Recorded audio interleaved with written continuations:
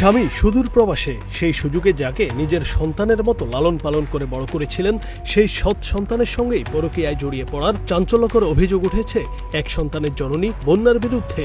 শুধু তাই নয়, প্রবাসী স্বামী দেশে ফেরার খবরে সেই তরুণের হাত ধরেই ঘর ছেড়েছেন তিনি। চাঞ্চল্য সৃষ্টিকারী এই ঘটনা ঘটেছে জামালপুরের সরিষাবাড়িতে। স্থানীয় সূত্রে জানা যায়, দীর্ঘদিন স্বামী প্রবাসে থাকার সুযোগে পালিত সন্তানের সঙ্গে ঘনিষ্ঠ হয়ে পড়েন বন্যা।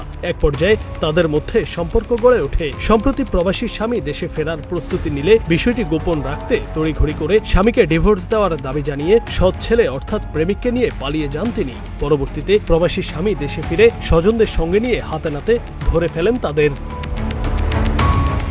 ঘটনা জানাজানি হওয়ার পর সামনে এসেছে একের পর এক আইনি ও পারিবারিক জটিলতা। ধরা পড়ার পর অভিযুক্ত বন্যা দাবি করেন তিনি আগের স্বামীকে ডিভোর্স দিয়ে নতুন প্রেমিককে বিয়ে করেছেন। তবে আইনি নিয়ম অনুযায়ী ৩ মাসের নির্দিষ্ট সময়সীমা পার না হওয়ায় তার এই বিয়ে ও তালাকনামা নিয়ে চরম আইনি বিতর্ক তৈরি হয়েছে।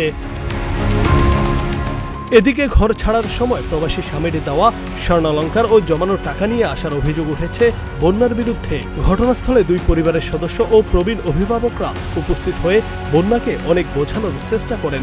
দীর্ঘদিনের সংসার এবং 9 বছরের নিষ্পাপ সন্তানের ভবিষ্যতের কথা চিন্তা করে তাকে ঘরে ফেরার আকুতি জানানো হলেও বন্যা নিজের সিদ্ধান্তে অনড় থাকেন।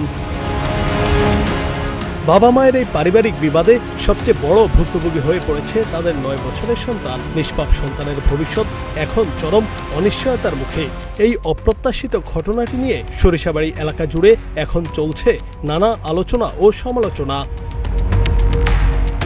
Junaid Ahmed, green TV digital.